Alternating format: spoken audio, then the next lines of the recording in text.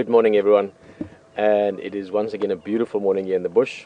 Welcome to Djuma and Aratuza Game Reserves in the Sabi Sands. Welcome to Wild Earth, and welcome on the Jigga for the game drive. My name's Peter Pretorius and I'm really excited as always. It is stunning, it's beautiful. I think Brian, who's behind camera this morning, would agree that was a lovely way to start. Such a beautiful sunrise, nice and crisp air, not cold but just perfect temperature.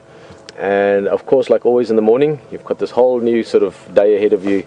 New tracks, new animals to find, new things to see, new things to understand. So really looking forward to the morning, looking forward to the day as well. And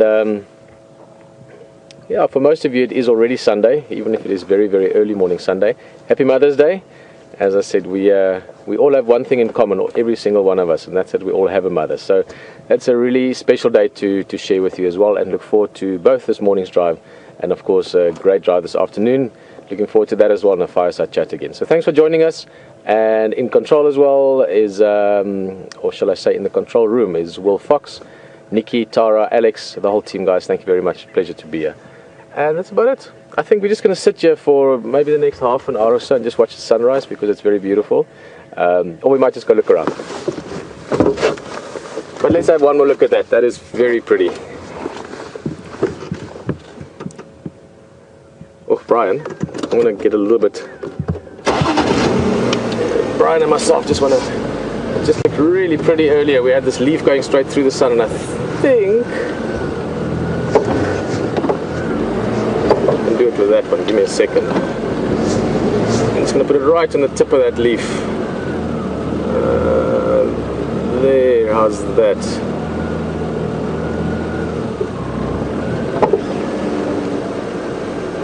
There we go. We are in Africa.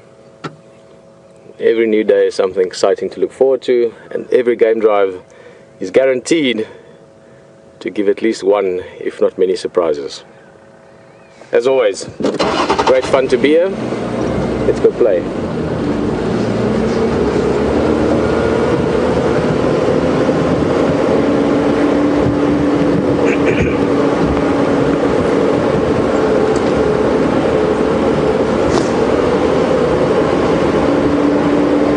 Very good news. I mean, it's a small bit of good news. It's not big news yet, but yours, one of the guys that come here often for weekends. He comes out about 6 or 7 weeks a year.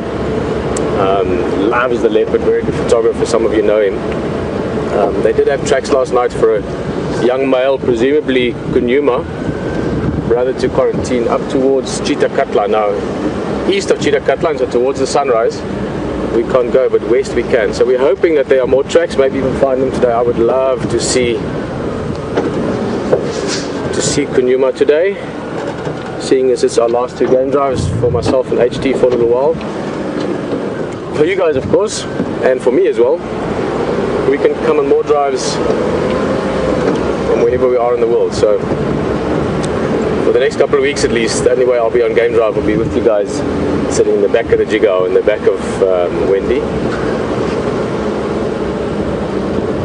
But for now we've got a beautiful day ahead.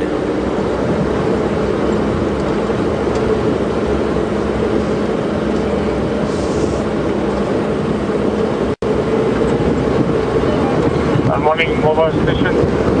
Return objective.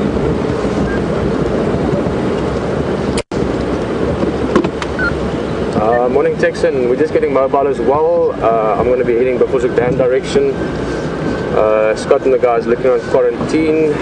80 I think starting to go Dam direction. Okay, copy that. Thanks. I will try to check the Rambo shortcut to the north and see if I can pick up that sponsor for them. Now that we'll let them let every shortcut and see where they're gone. Cool guys, well that's Texan on the radio in Korma Texan, good drive. But I want to quickly say hello to these guys. We always see them the same as this vehicle from only one view. This is the Bloodhound gang. Sorry, I'm put myself in a strange spot there. Give me a second. I have to show you Stefan's walking legs as well. Guys, that's the Bloodhound gang. Morning. Guys, and this is actually an interesting thing just to understand. And there's a lot of things to understand, which some is impossible to explain. But where Steph is sitting, he's not just sitting there because he's not the hood ornament. He's eagle eyes in the front, and he's looking for tracks. So as he's driving along, and you get this a lot in the game drives, he's checking the ground for tracks. If they pick up fresh tracks, let's say there was a fresh leopard track there, they can follow it on from there. And of course, Brent and Scott, 3 of them together, they can track together. The vehicle also plays a big role. In other words, if the 2 guys go off on foot, Brent will be circling the blocks, seeing where they come out, take a little nap around the bush. Sorry, he doesn't take a nap around the bush somewhere. And that's how they find these things, guys. And we really have seen the success of this. It is great fun. It's great teamwork. But also, I must just tell you that the 3 guys there, I love tracking as well. It really is. It's an art. It's like painting or singing. It's not just the science. Once you've got the science down, the art is where the magic happens. So that's what they look like while they're hunting for us. All right, guys, have fun. See you in a bit.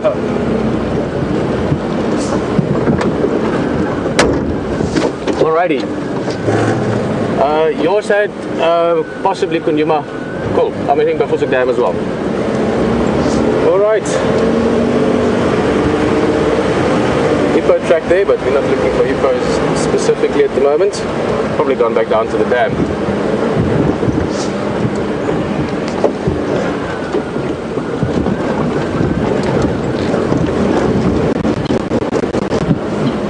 Buffalo lounging in the water, as we have seen a lot lately.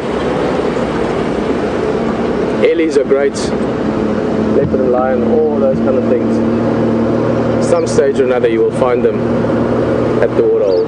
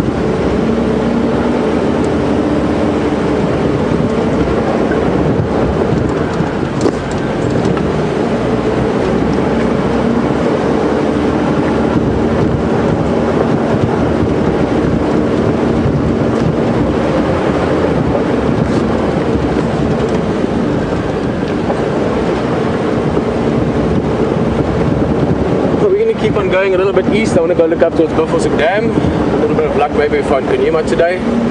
And Hayden is also out there. No doubt he's looking for Keo again. That's his favourite cat. Guys, I know we just joke about this a lot. We do have our favourites, but any leopard is our favourite leopard. So enjoy the drive with HT for a bit, and we're going to keep looking. See you back here soon.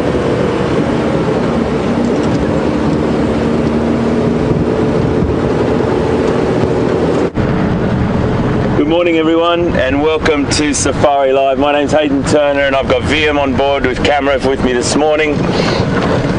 It's a little bit chilly, 17 degrees Celsius, 68 Fahrenheit, but the sun is coming up over there and all is well. We had a fantastic afternoon yesterday, and if you weren't with us, I'll give you a little update, and if you were with us, welcome back.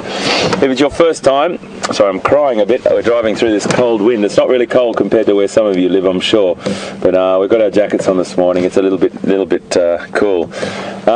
Safari Live, what an incredible experience it was yesterday. Having the guys Scott and Steph and Brent find Q for us, and then driving into him and then going up in that tree was just spectacular. And then right at the end, we were about to pull out, he saw something, stood up on the tree, looked, came down and went for a bit of a run, and had it looked like a pretty serious go at something. but he didn't have any success. So I'm going to go over and try and find out where he went. I'm listening to the radio as well. It was a fantastic afternoon, and Elephant with Pete was beautiful. There was loads of things, but that's what it's all about. It's about whatever happens, the script unfolds every day by itself. We're just here, we're just a member of the audience really, and it's different actors, different players every day, I suppose you could say.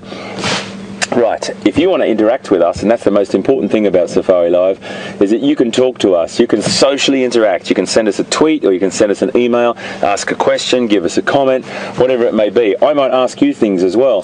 If we come up to a leopard that I don't know or I can't recognise or identify, I'm sure there's a lot of people out there that know more about these leopard identifications than I do, because you guys watch them regularly, and when I come down, sometimes my old brain forgets the markings. So I really need your help along the way on this. It's the biggest safari vehicle in the world, and you're on board this morning with us, so let's go.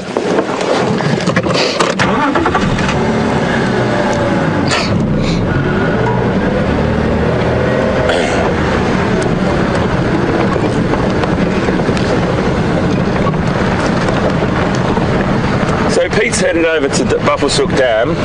There was talk of line over there, or not over there, but in that vicinity yesterday and last night. And I think the Bloodhound gang,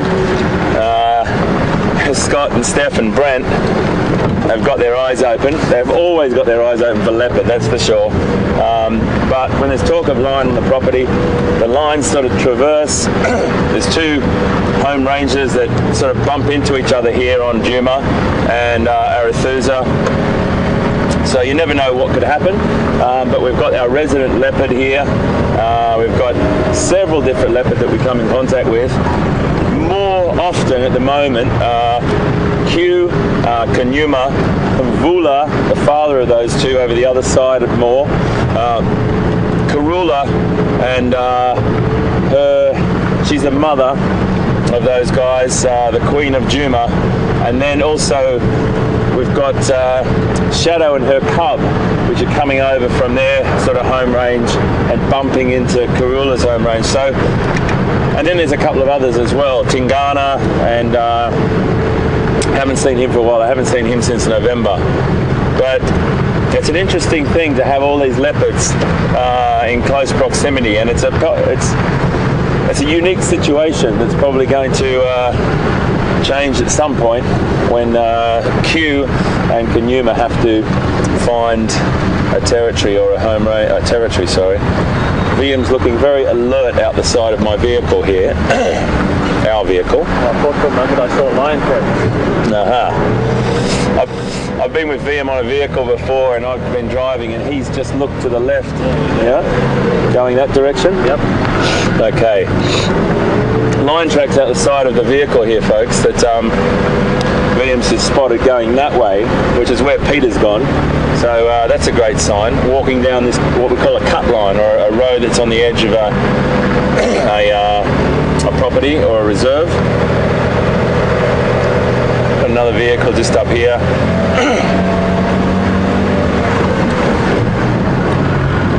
Let's say hi to Lex.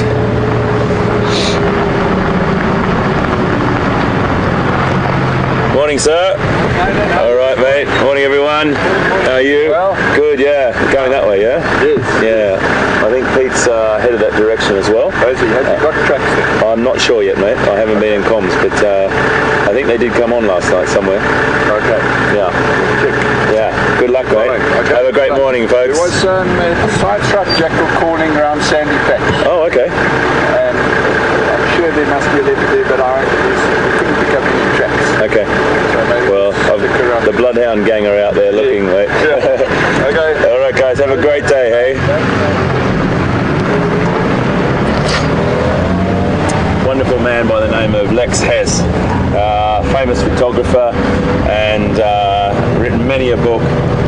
Really great guy, and he's got a group of photographic sort of students here, or on a photographic workshop, and it's just lovely when you come through these parts of the world, all the different people you meet, all the wonderful people you meet that are all here for the same thing, like you, the passion and the enthusiasm for wildlife, and you're all here to help each other. You're here to get these beautiful sightings and have these encounters with wildlife. It's a real sharing experience. It's a big family and you're part of it. So it's a really nice feeling. What to do? I'm going to ask Liam. Left or right, buddy? Left. Okay. I have the word from the master at the back there. My eyes in the sky. We've been driving along this road once years back. Oh, years back. 7 months ago. Sorry, that's not years back. And I was driving, looking out this way. Liam was looking out this way, and sure enough, Liam just saw a tail flick up in the air, and we found full-bellied lions lying down on a buffalo kill, and VM spotted them. And that's just that single little look somewhere, some direction. You'll see a tail flick, or you'll just see an ear or something like that, and it does feel quite good. That was a great spot.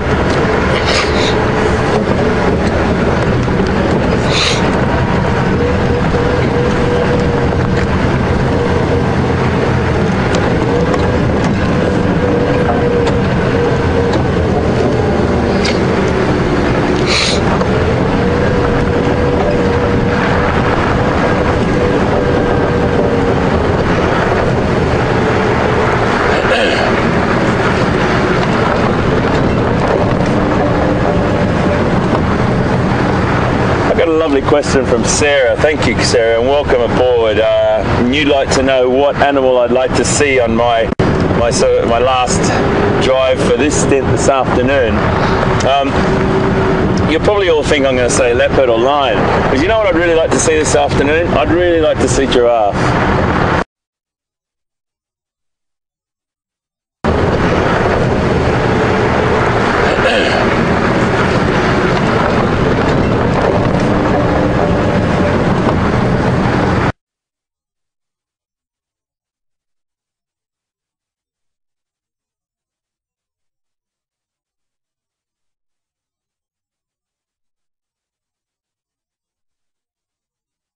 I really liked him, so we are going to spend some time here, get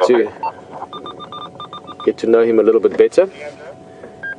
And with it, there's the added benefit of this time of the morning. It's often a great idea to spend a bit of time around the waterhole, because it's not impossible for anything really to just arrive here suddenly. So we're going to spend time with him and see what else might be surprising us at the waterhole.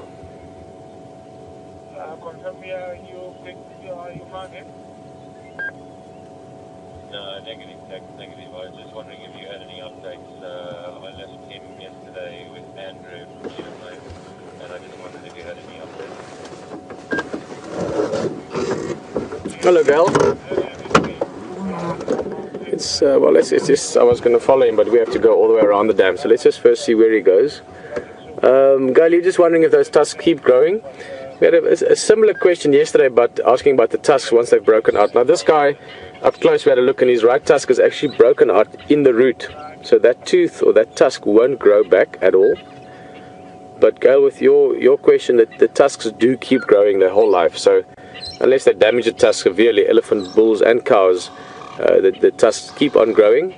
And especially with the bulls in the sort of mid to late 30s, the tusks actually start to grow faster as well. So that's why you get obviously the really old bulls with the big tusks, because not only do the tusks keep growing, but they actually grow faster the older they get. Okay, let's see. I remember years ago there used to be a little sneaky way we could get up into that bank. I'm sure we can still find it up.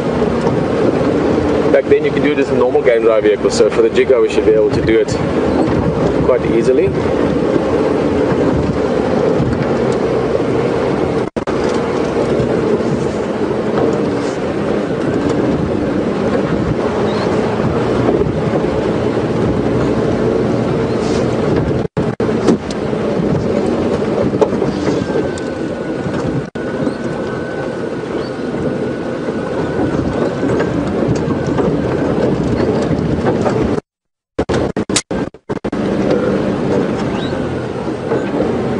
That's going to work anymore.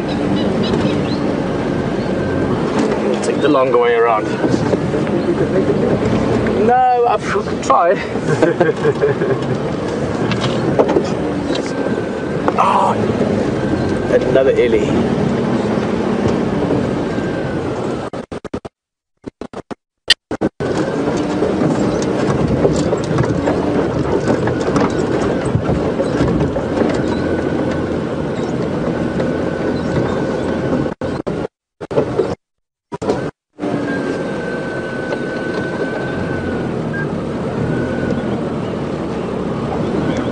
Hello, Patty. Love to see where you are at the moment as well. Patty is in the Olympic rainforest in Washington. I presume that's Washington State. I'm sure it's beautiful. Any rainforest is beautiful. You're just wondering if elephant suck the water too fast up into their trunk. Keep in mind the trunk is like a straw, but it is also a nose. So would they sort of get it into their sinuses, or would they get it straight through the back of their nose? I guess it could happen sometimes. Maybe if the elephant's busy drinking water and he's sucking up the water, and another one sort of gives it a fright or something, an elephant goes maybe something like that. But yeah, I'm partly kidding. I don't think it happens easily. I mean, these elephants are very bright and know how to use their trunks, but I'm sure it can happen under the right circumstances.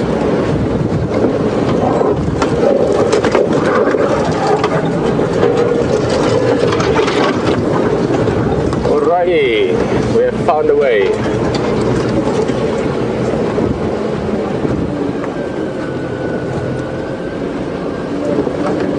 Let's go see what old One Tusk is up to.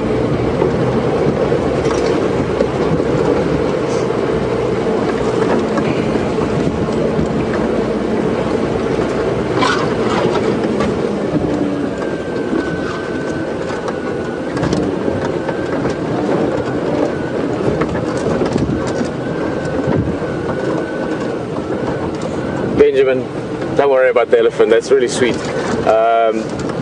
And it's so great when people have concern for wildlife. Benjamin, you worried?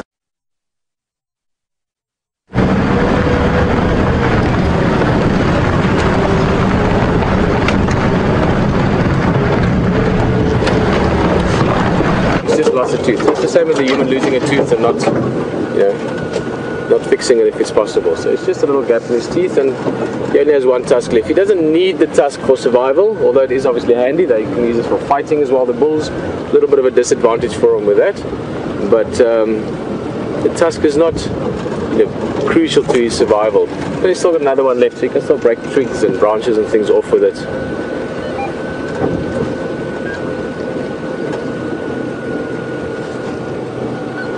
The big guy has moved on. We're going to find him just now, but another guy has also just joined. This is a younger bull, not as big. It's always very relative to say an elephant is not big. Even a small elephant is big, but relative to that other guy, this is not a very big elephant.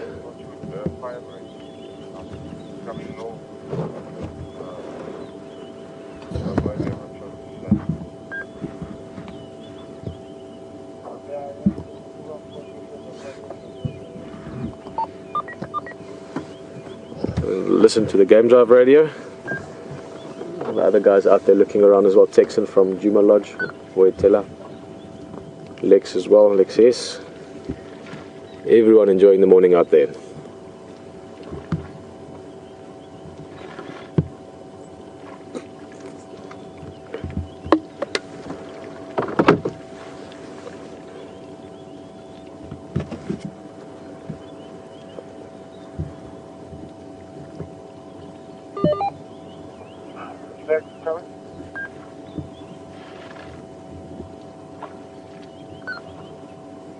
You can perfectly see how it works now. Trunk gets stretched out, the water sucked up into the trunk, up to a few gallons even, depending on the size of the elephant's trunk, and then it's sort of poured back or blown back, if you want, into the mouth. Something I always find amazing, and it's something that's not common to see, certainly not in these parts where there's relatively sort of ample water available.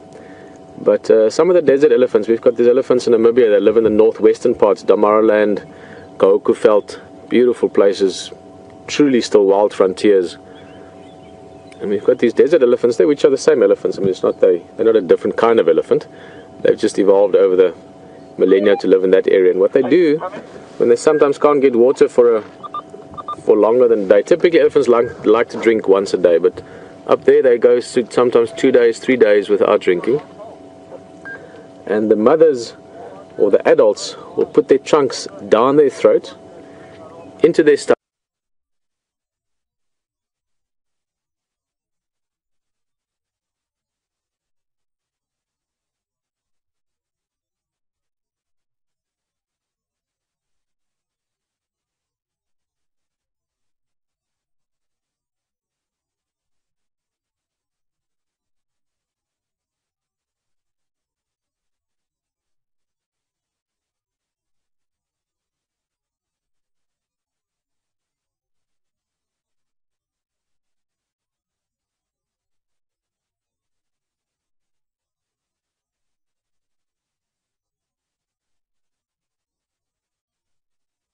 Or something irritating you sometimes sneeze.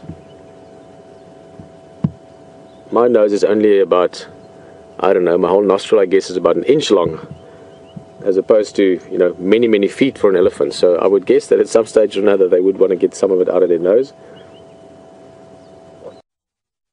I have heard them where they're just blowing their nose, so to speak, where they just go so a sneeze would be hilarious. That guy's having a bit of a dust bath there. Nice early morning powder.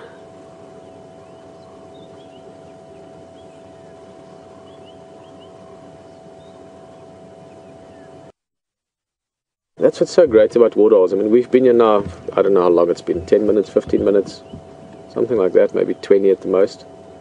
There's been 2 elephant here, and they've come and they've gone in that time. Always shows you, it could just be 2 seconds. If we arrive now, there's no elephant. A few seconds sometimes can make the difference between finding something or just finding beautiful space. It's gotten a little bit, so we'll see if old One Tusk is around. If he's moved on, we're not going to pursue him too much. But there's a little track up here that I want to take out anyway, and I think he might be moving along that same track. So, quick look. Excuse me. Oh, there goes the heron. The heron. It's got a nice view of him. We can get a little twig frame around him if we aim it right. That's a grey heron. A little forward.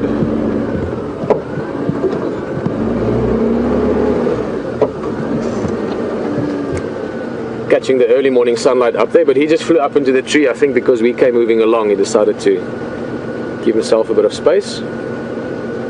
Grey heron, of course, a bird that you see worldwide. It's one of the widest, most widely spread birds in the world. Hold on a little bit. Alrighty. So look, we're literally on top of the tracks now. This is where One Tusk walked. And there is his footprint.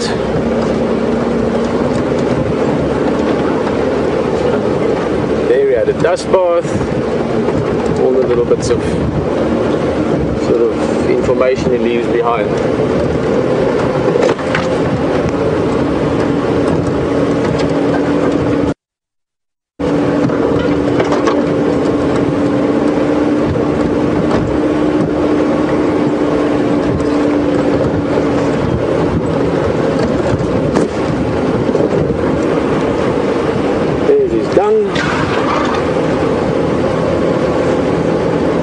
Look like he was sort of just walking. It doesn't look like he was sitting around too much other than the dust bath, so he might have headed off already.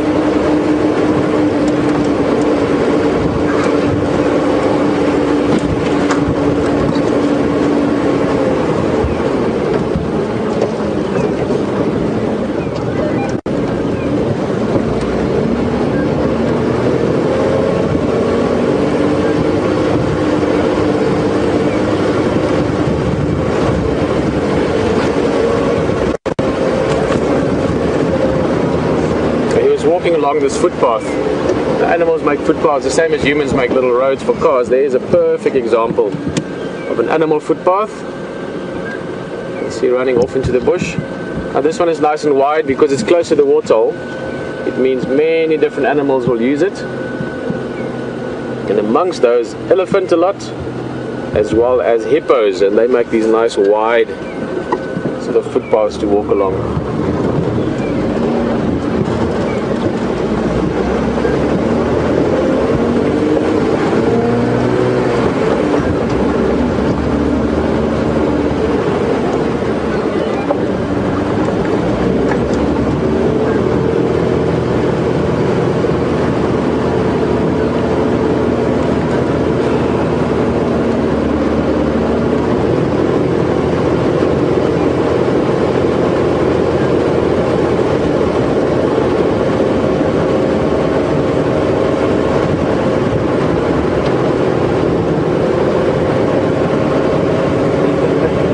Sarah.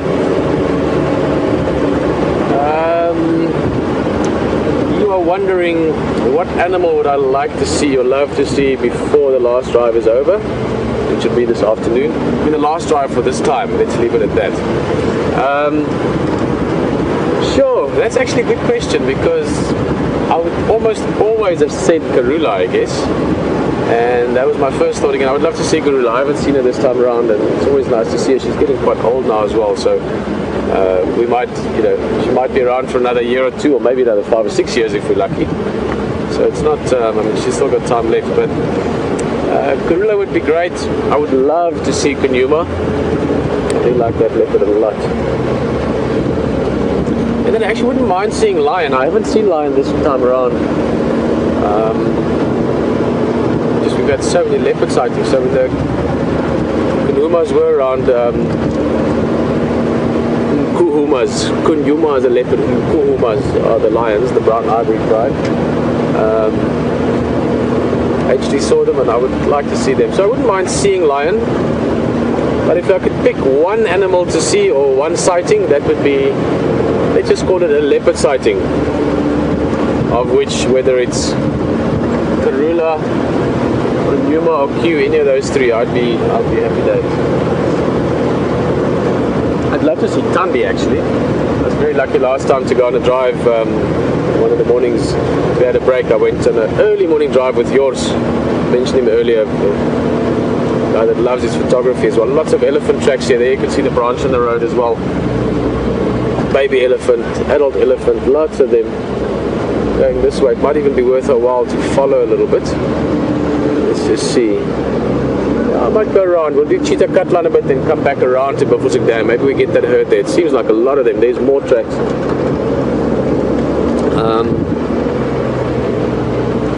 Mahina tracks, busy road. Yeah, so any of those three leopard I'd be very happy with.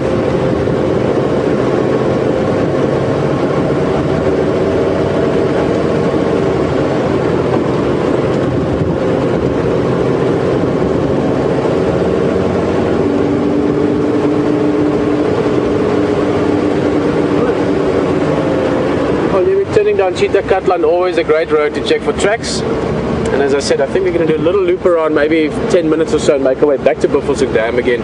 It would be lovely to see that herd if they're still around, because it looks like quite a big herd. But we're going to do that, and you're going to enjoy the drive with Hayden for a bit. See you just now.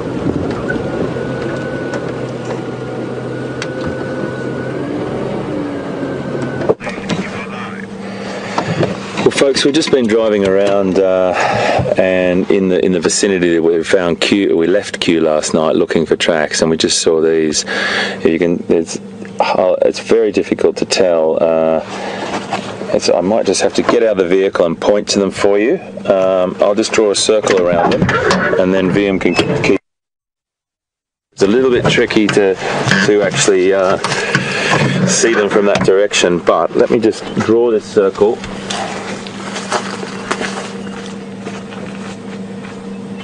So there's one there, one just there, and then just go on to the next one. This one? Yep. And there's one there, Okay, folks, and there's another beautiful one just there. Okay. So those tracks are exactly what we're looking for. Sorry, I just walked into your shot then. Exactly what we're looking for. We left him up here, he was heading north, but I think he's heading south. Stations, Operation Control from Mafazi Ingrid, Cheetah Cut Line. Junction Bubbles in Bay heading south. Okay, so you'll hear that radio, folks. You'll also hear that everyone's looking for line this morning. It's all happening. This is how it works. It's very exciting stuff. There's people talking about line on the other side of the reserve. We may have Q as well. Just got to be really careful of these tracks because I don't want to drive over the top of them. If driving over the top of them obliterates the track. And is that them up there in front? Yep. It's a beautiful shape. It's a beautiful shaped track, and I'll show you down a little bit further, just on the tablet, on how that shape looks and how it's compared to a line. Oh, I don't want to drive over the top of these. Very exciting when you get fresh tracks. Really exciting just to follow them down the road, and you will find that a lot of big cats, well, more the lion than the leopard, they actually do just sit on these roads. But sometimes they'll go for quite a ways on the road, and then they'll just peel off into the bush. Whereas lion have a tendency to like walking on the road. And I suppose when you think about it, a lot of these trails are. These roads are old game trails that the animals have made from A to B. It's the most efficient, normally the most efficient way to get to a place. Still got them in front of us here. Still got them. When it gets into the thicker sand, the track loses its integrity a little bit, because what happens is it goes down into the sand and then the sand falls into the track. When it's in more dusty sort of terrain, you get a much gentler impression. So you can think about you putting your finger in rice, or putting a handprint in, getting a plate of rice and putting your handprint in it. That rice falls back into your handprint. Then think about putting something like flour onto a plate and putting your hand in it gently. You have a tendency to get a better print from that sort of softer material. Still got them just here. Still got them walking all the way down there. Can you see that, VM? Just see if you can show everyone how we look at that right down that line there. You can see off into the distance. So there they are, on top of tyre tracks as well, which gives us the indication that they're fresh. There was loads of vehicles around here. Beautiful. Beautiful.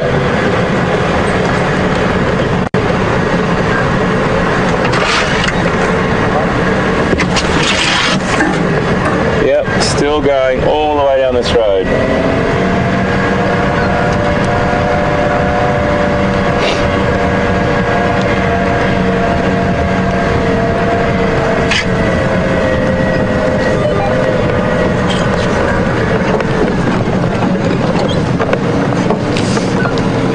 Can't see out that side of the vehicle van, but is that them going around there, mate? It looks like it. Yeah, I guess so. Yeah. Around to the left, I think. There's nothing down there. Yeah.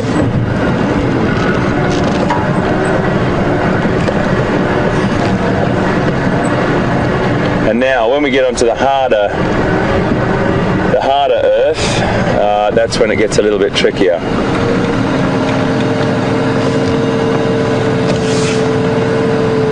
Really are looking for any sign.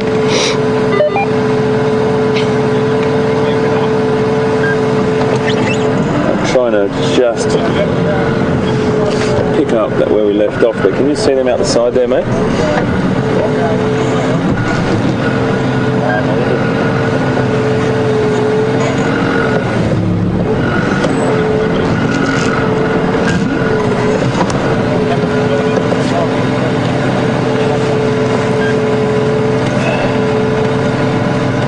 So I'm just having a bit of a radio issue at the moment, seeing if my my comms are plugged in, are connected. Hey, can you just grab that please, mate? Can't find it. Thanks, mate. Thank you. Apologies about that. So folks, it's just really about trying to find where the last tracks were. They came down here, and then if you have a look at this terrain now, this terrain here, and VM can get a little bit of a close-up for you. I'll duck my head, and you have a look all along here. This is quite hard, all this surface. You still get a nice track over there in that area, and then if you go down around to the pan to the right, VM, you'll start to get harder ground, and it's much more difficult. You don't always get that full track. You get a partial track, and you do have to be able to then conjure up in your head whether it's a line, whether it's whether it's leopard or half a track, or you might just get a corner of a pad or something. It is quite a tricky thing, but it's people like when you walk out with Stefan and Scott and Brent, it's quite an incredible experience to feel their intuition as well. We've all got it, we've all got the intuition, but some people have just got that unbelievable sense of, bang, he's over there. You got it there, hey? Yeah. So just there's the last one we can see. It's really, what I'm going to do is just go and drive down here a little bit and see if we can pick them up again. He might have gone straight on.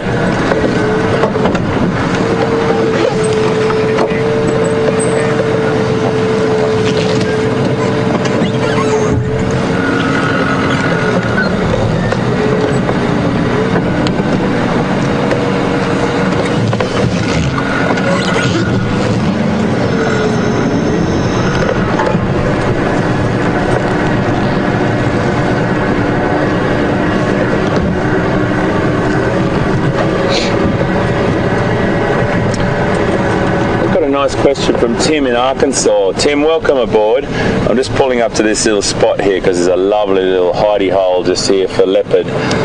We've seen Q in there before. But Tim, your question is whether animals put more, this water hole's dried up, weight on their front feet or on their back feet. Well, it definitely it'd be difficult for us to tell with the naked eye. There's some species that, excuse me, you'll get a smaller print. Some animals have got smaller feet on the back. For example, elephant's got a different shaped foot on the back that it has on the front. That's because most of its body weight is on the front. Hyena have got a very sort of a back foot that's much more easy to identify than the front. Sorry, that's what I'm trying to say. There is a differentiation between the size of those feet, and then you've got different animals that sort of got different shaped feet, but generally speaking, the first foot that goes down is probably negligible in what we can see with the naked eye. When you're with an expert tracker, they could probably tell you what the animal did and how it did it and why it did it, just from the turn or the depression or the weight on it. So I would say, generally speaking, it's pretty even keeled for weight distribution, but there's some animals that have got different shaped feet. But really good question, mate. That's really technical stuff, and that just goes to show that, you know, you're really thinking about what we're doing at the moment and what how animals work and the physiology. So fantastic question. Hopefully I sort of explained that in the sense that evenly distributed, I think, and some have got different shapes feet.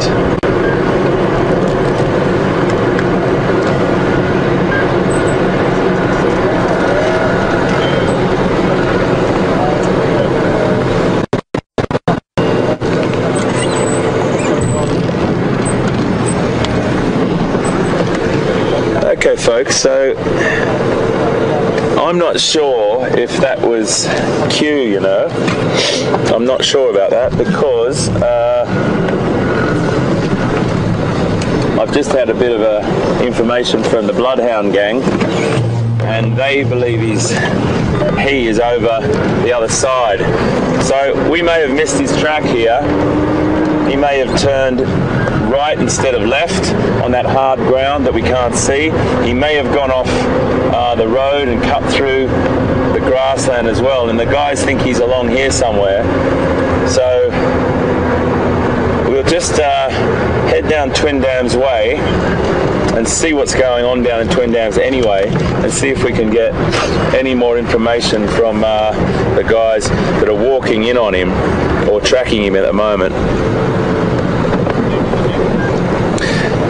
I think with all this information that you pick up, folks, from looking at tracks and signs, and it might be broken branches or dung or whatever it is, it does make you feel like a bit of an investigator.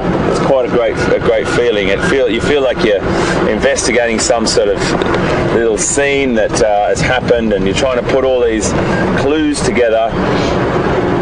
It's definitely a fantastic feeling, and you can see what's happened over the road. You can see what's happened in the morning, overnight. I remember once in Namibia, I heard an incredible fight between lions. I heard it from my tent, and I was on a beautiful reserve over in the middle of the country, and I heard this massive lion fight during the night. It was something that I wish I recorded. And then I got up in the morning and I went out with a guide. We went right across to the middle of the reserve, and we saw this incredible scuffle on this road. Lion claws and hair and everything. And to put it, if we wouldn't have heard that fight, obviously we would have known it was a fight because of all the hair. But just putting all those little pictures together, all those bits of the picture, all the pieces of the jigsaw puzzle together, the sound we heard, but then we went out and found it. Oh my goodness, it was like there was clumps of lion hair everywhere, there was a bit of blood on the ground, there was amazing sort of scratch marks on the ground as well, and it was a really incredible thing to investigate, to go around and just walk around it, like a little bit like crime scene investigation. It was really, really interesting.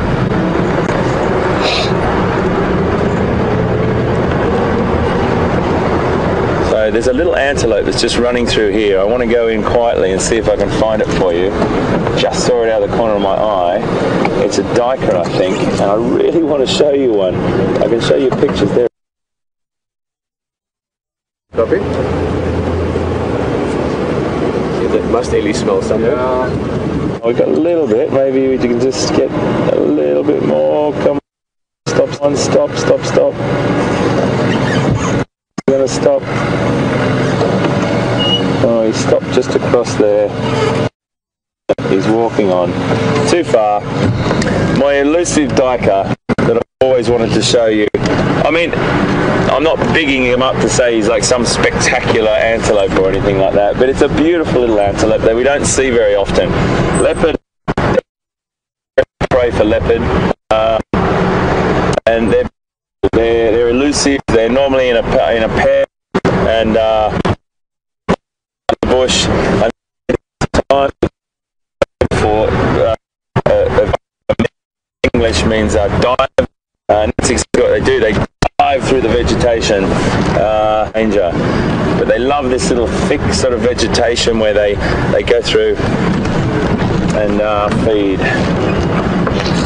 Excuse me.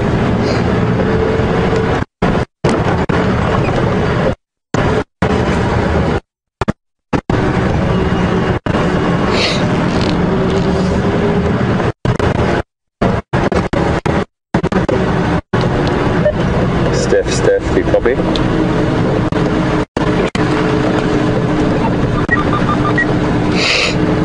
Excuse me, I've got a bit of a runny nose this morning. Bit of a sniffle.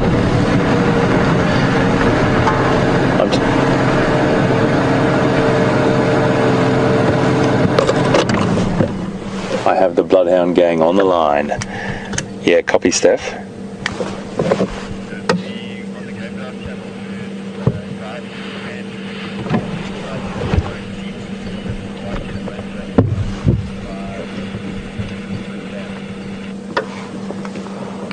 Okay, copy that. So go to Twin Dams and the drainage lane on the southern side of Twin Dams, correct?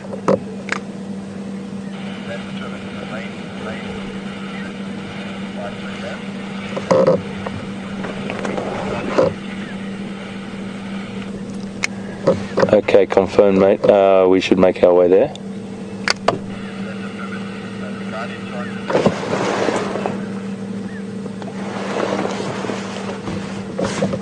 Okay, Steph, thank you so much, mate. Excellent stuff. I'll give Andrew a call now.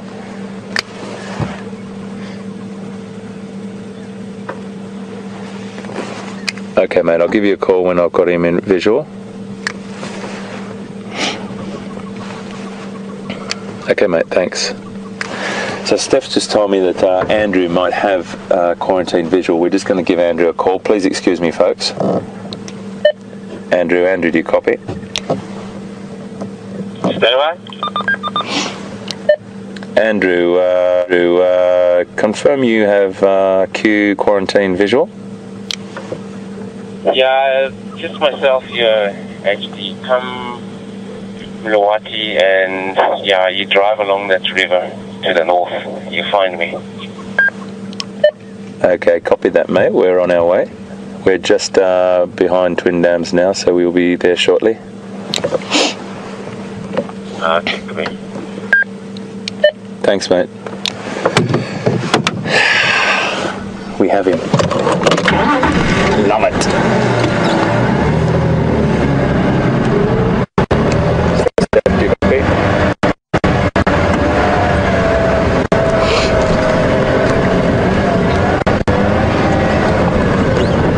So folks, we're going in. The lovely drainage line down here that runs along, and we're going. Oh, sorry, my boy. We might have a few obstacles here, and we do.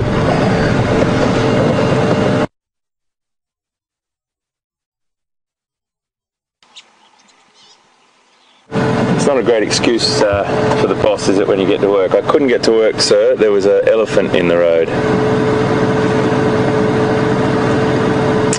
Okay.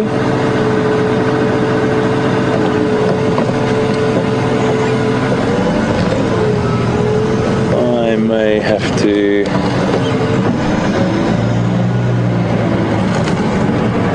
It's okay, my friend. It's okay, babe.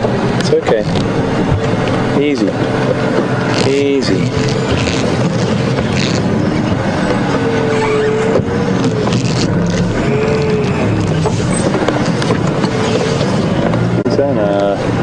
I'm just a little concerned. I don't want to split Mama up.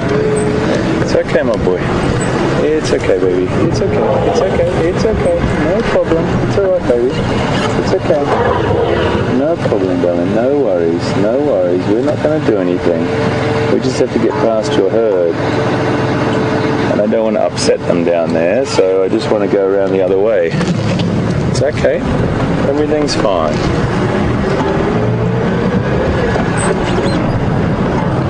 Okay, we might just have to go around another way because I want to get there as quickly as I can, but there's a lot of elephant down in the drainage line here, and there's a mother and calf very, very close, so I don't want to disturb them. Let's just go around. It might take us a little while longer. I suppose we could go down the other way, mate, couldn't we? Yeah. Okay. Folks, just trying to put two and two together here to find another way around. We've decided we're going to go down the drainage line the other direction. It's alright.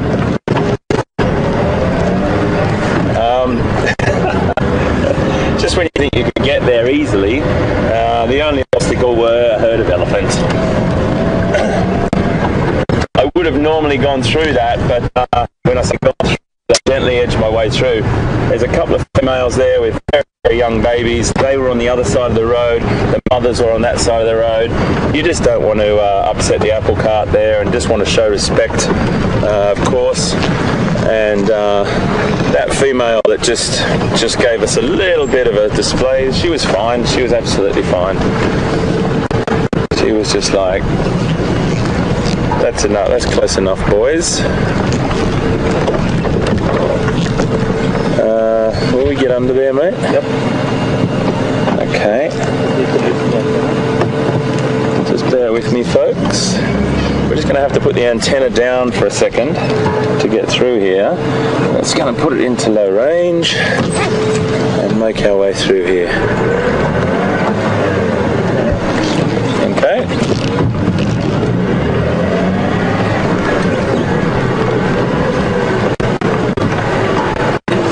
That's travelling down a drainage line now, folks, so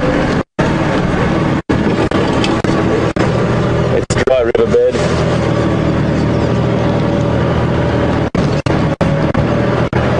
Very sandy. We've got it in low range. In second gear, you've got to keep the momentum up, and we'll make our way. We should see Andrew somewhere here.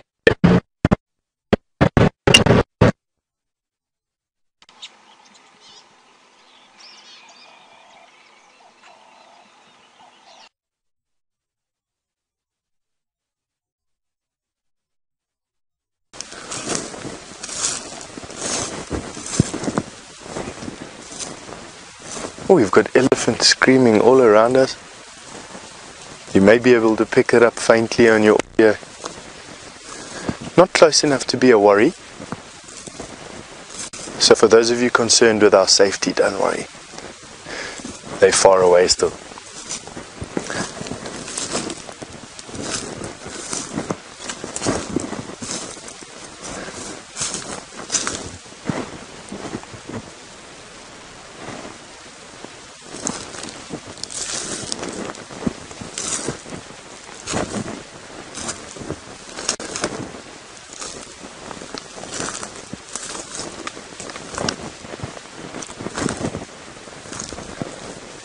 Let's stop and just check wind direction.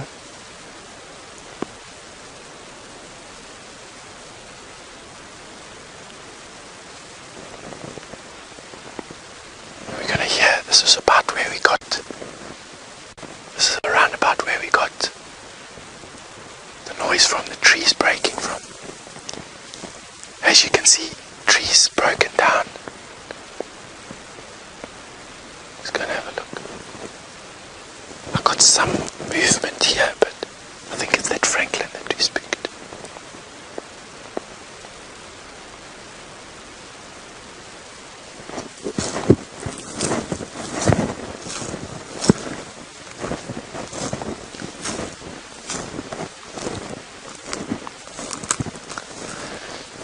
Don't forget that you can send questions via the hashtag Safari Live on Twitter, or email them through to questions@WildEarthTV.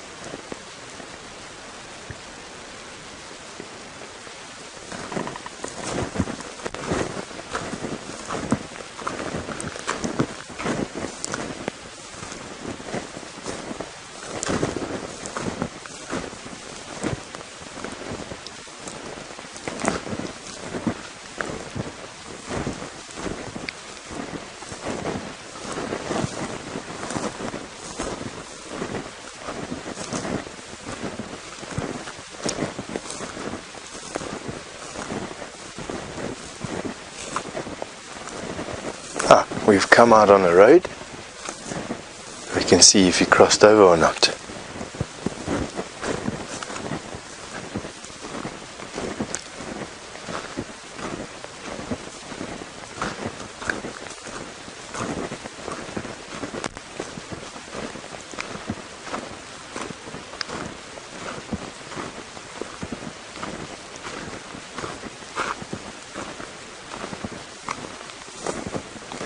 Elephant can move incredibly quiet when they want to.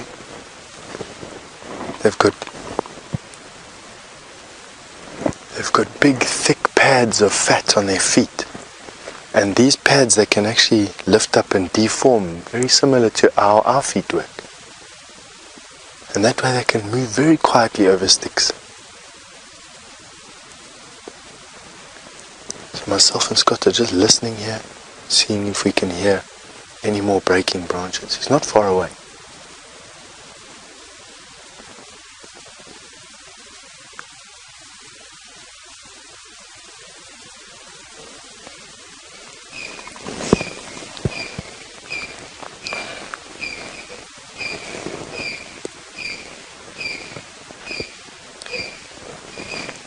So Liz in Wisconsin. Hi Liz, isn't it amazing we can speak to you from all the way around the world? Good question, what am I wearing on my feet? So, these are anklets. They stop my socks from getting grass seeds and thorns stuck in them.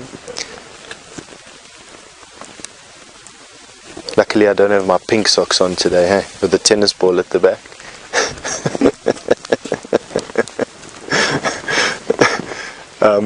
And really just, I don't wear big boots and I don't wear big thick socks. My feet just get too warm while we're walking out here. So I wear short shoes plus an anklet to stop the grass seeds from trying to cut my feet off. Let's carry on.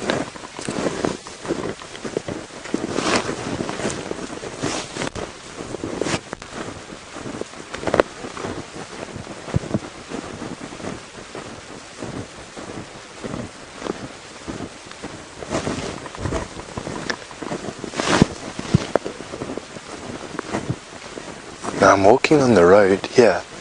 It's quieter than crashing around through the bush.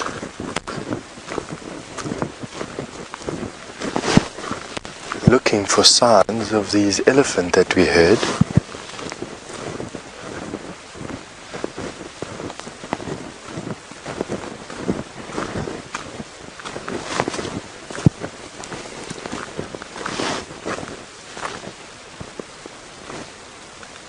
No.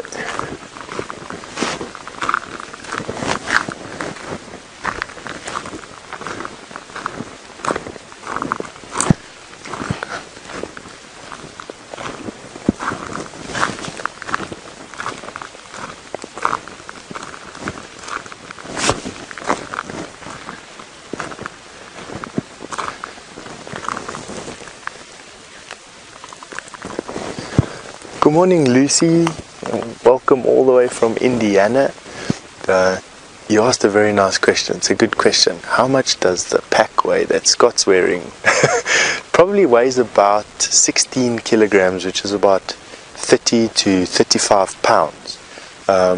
So while it doesn't sound that heavy, he's also got a camera that he's carrying around in his hand. And the camera plus the backpack probably weighs in the region of about 40 pounds.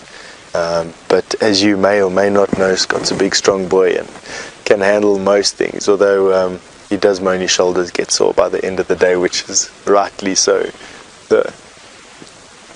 I honestly think that these elephants have moved across the road. What do you think? I think you're right, Steph. I think they've crossed over the road. I'm not hearing anything coming from this side, and the bush just gets thicker towards the drainage line side. So I think what we're going to do is cut in towards the drainage line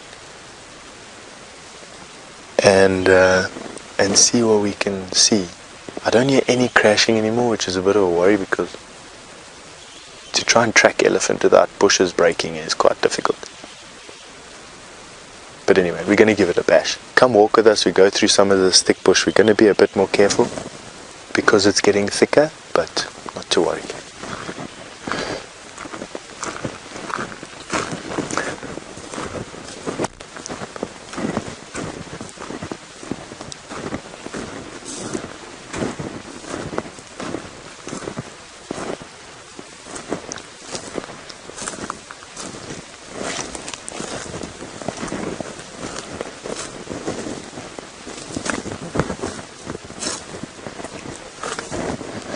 For those of you just joining the show,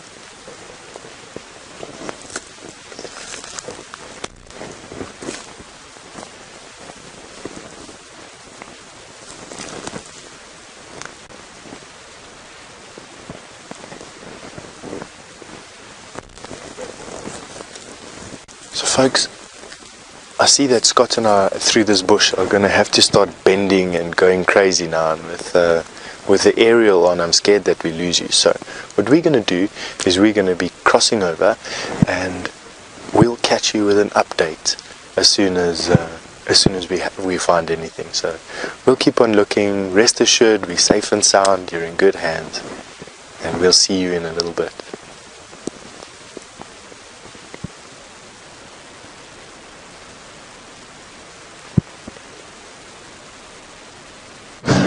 So what we did, folks, is went down that drainage line, and then, is there anything behind me, Ben?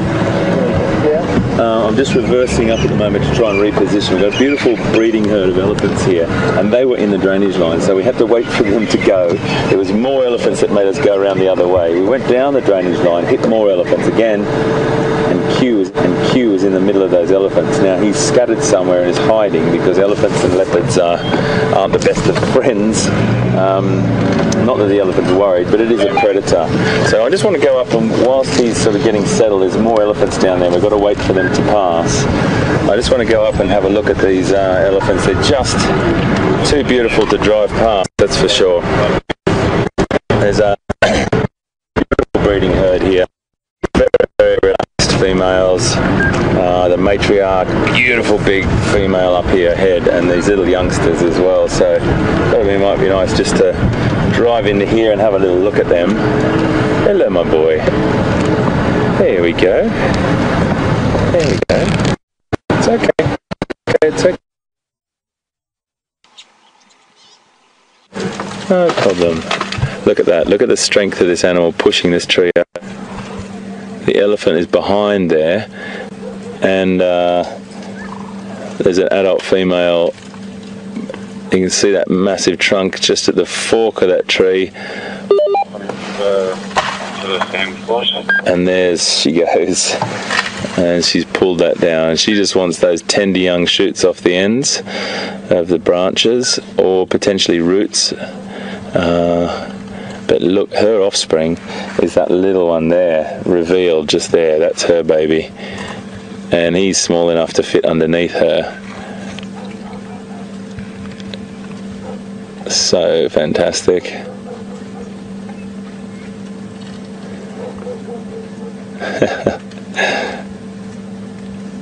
This little guy's quite funny. He's a real character, this little one. He's a bit bigger than his cousin.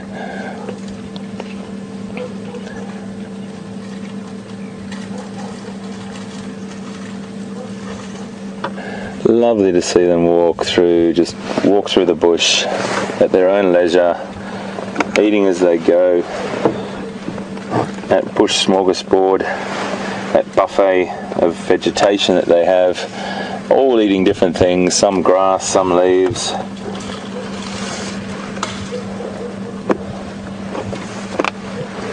And there's more yet to come. That little baby is so beautiful through there. You can see the only place on that elephant, the elephants that they have hair, is sort of around their tail, that very, very coarse hair at the end of their tail there. There's a fine, fine hair all over their body, but it wears down in places. And then they've got a little sort of hair follicle, hair tuft around the entrance to their ear, and that stops dirt and the light going in there.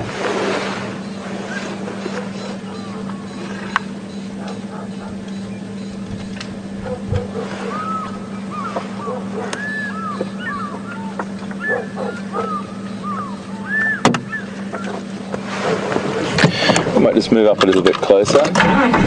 Always just keeping your eyes open when you're around elephants. There's elephants all around down here, up behind us, but this herd is very, very relaxed, and we have no dramas here whatsoever.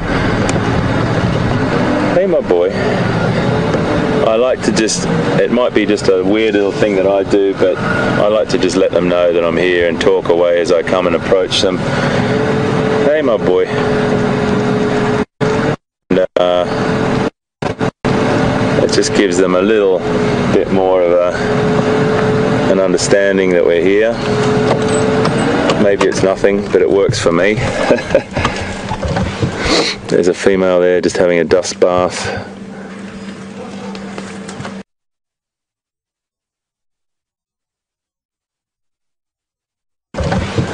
There's a female there just having a dust bath.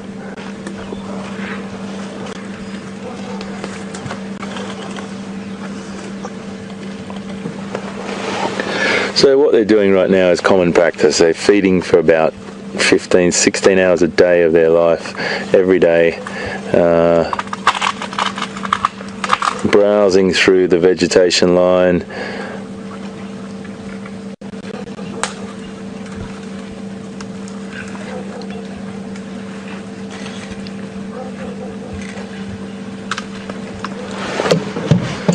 repositioned for us to have a better shot. Really nice to get a picture of these babies.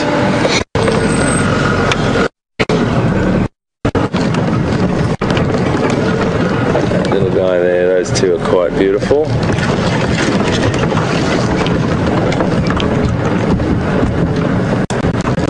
There you go, mate. How's that for you?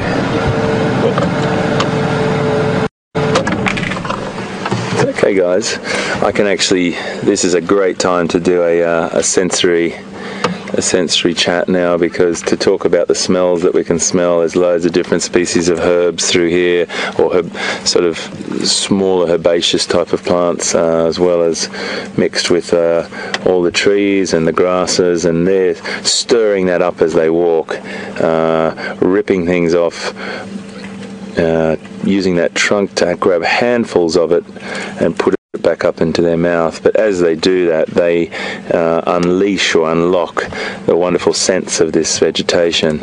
And following an elephant herd in this sort of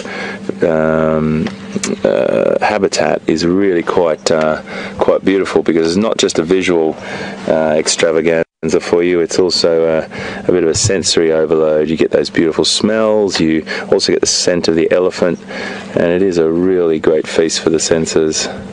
Plus just this incredible calmness and quietness as well.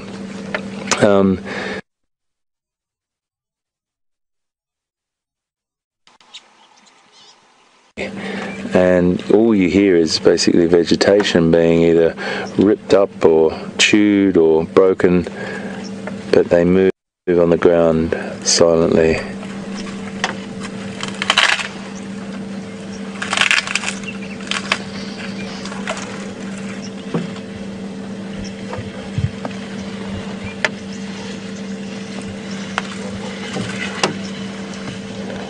That's a big, beautiful female. She came up behind our vehicle earlier and was completely relaxed. She had that's her youngster, that really tiny little one, and she just walked behind us and left us. Not a problem in the world. Completely relaxed and completely conditioned or habituated to us, and know that we're not any threat to her or her offspring. Just want to get in a bit closer to watch her eating. This is quite incredible. Let me just poke my nose in here.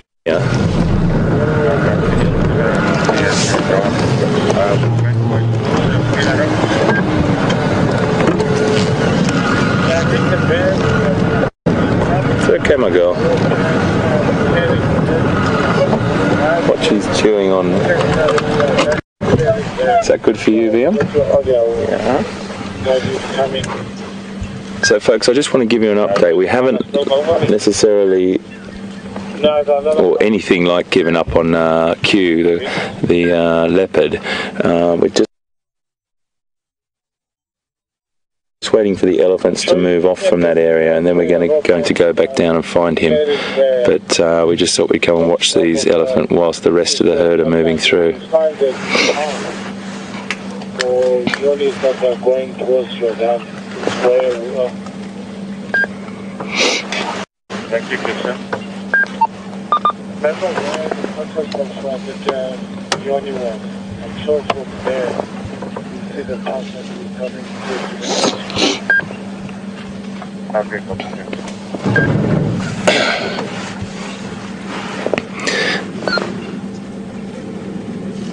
Now this is an interesting question from Debbie in Connecticut. Debbie, welcome aboard and thanks for being with us this morning. Very interesting question, which I actually don't know the answer to, but I'm going to have an uneducated guess on it. And Debbie wants to know whether elephants have hair and like tiny hairs inside their nose, their nasal cavity, up their trunk, like humans do, and many other mammals. My guess is yes, and I would say that most mammals have some form of small or fine hairs to trap dust and dirt and foreign particles going up into the nasal cavity. But it might be able to be clarified by or verified, sorry, by some people. If some people can give us a hand, I'd love to get a text or a tweet, sorry, a tweet or an email from you to just make sure that that is correct. Debbie, it's a really great question, and I'm going to learn something today from that. Okay, folks, I think we just got to have a really quick link to Steph. We're going to cross over to Steph. There might be something really exciting. I'll come back to you just now. I think visual